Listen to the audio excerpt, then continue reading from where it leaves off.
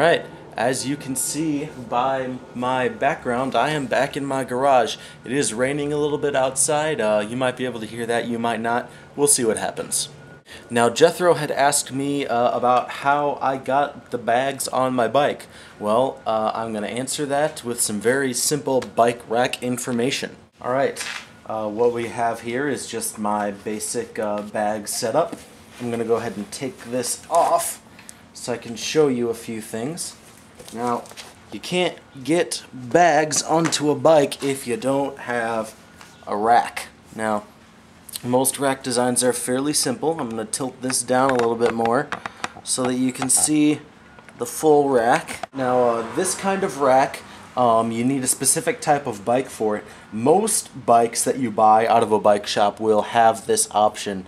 Your bike might not, however, so you need to check for a couple things. First of all, there will be down here where the wheel meets the frame, there will be a little hole which is designed to screw the bike rack into it. Now here, I'll take this camera off here and I'll give you a little bit more of a close-up on that. You'll see right here is the frame of the bicycle, and here is the rack.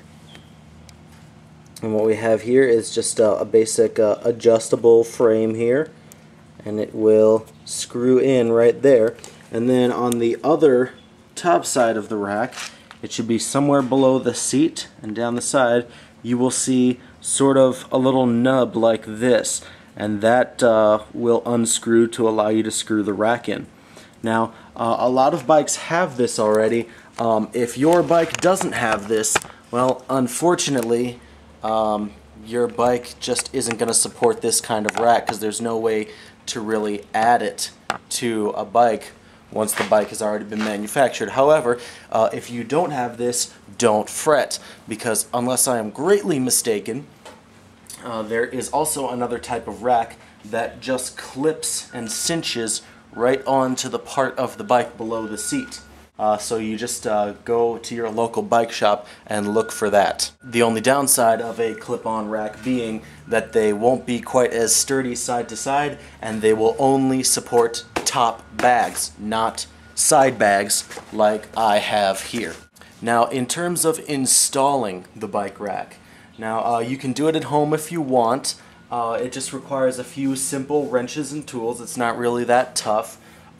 Sometimes it can be a two-person job because you kind of have to muscle them into place a little bit, because they can be a little bit difficult to get on, but once they are on, believe me, they stay on. Now, I don't know of a bike shop in the world that won't do this procedure for you if you don't feel like attaching a bike rack yourself, or if you're just not confident in your ability to do so. Some places will do it for free. Some places might charge you a fee to put them on. I put mine on myself with my father's help, so I don't really know about that.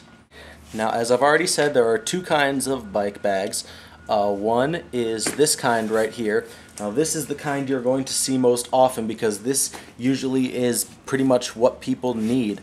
It's just a simple bag that sits on top of the rack, and they usually fasten them with Velcro because it's nice and easy to adjust it to your rack.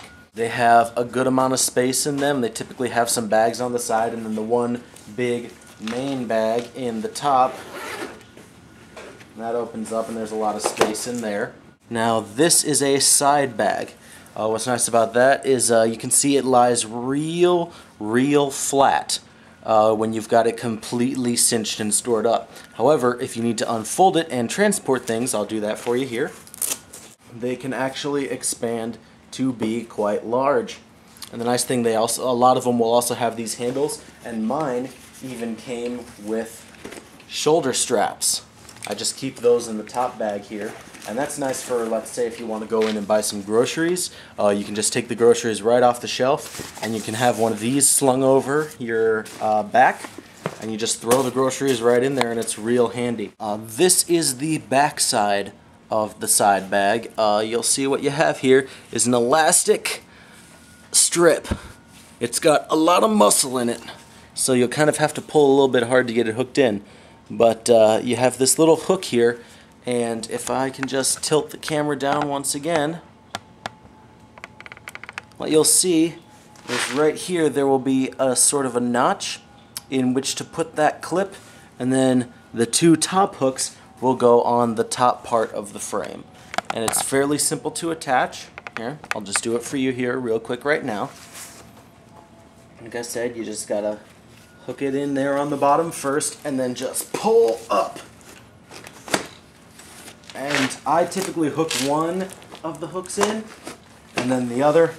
You obviously don't have to do it that way. That's just personally how I prefer it. So that is just some very basic information about bike bags. All you have to do, if you aren't really certain about any of this, is just go on over to your local bike shop and they will be willing to answer any questions you might have about this, especially if you're looking to purchase from them. Now we have one other matter to attend to, and for that we're going to go back inside. Alright, the winner of my little contest was Jethro. He correctly deduced that I was listening to Pottercast, which is a very good catch. It would have been very easy to mistakenly think that I was listening to Harry Potter and the Deathly Hallows book on tape. But you got Pottercast, so you win. And as your special prize, you get to punish me. I've come up with two punishments. One is embarrassing, one is painful. If you choose the embarrassing punishment, I will go to the local Wendy's dressed in full Jedi regalia, and I will stay in character the whole time I am ordering the food. And I will actually go inside the store. I'm not just gonna go through the drive-thru and cheap out. I'm going inside the store. And before I tell you about the painful punishment, I just have to give you a little bit of backstory on it. Now, I don't make it a secret that I kind of have a disdain for the popularity of vampires in popular culture. I don't get it. It doesn't make any sense to me. I'll never understand it. But if you choose the painful punishment, I will read this book in full. Twilight by Stephenie Meyer. Now, anyone who knows about the whole vampire popularity thing knows that this book is pretty much the cornerstone of vampire pop culture, and so that wouldn't be very fun for me to have to read this. Also, I can't stand most romance novels, so reading this book would be an ordeal indeed. So which is it going to be, Jethro? Embarrassing or painful? Let me know, and I will see all of you people later.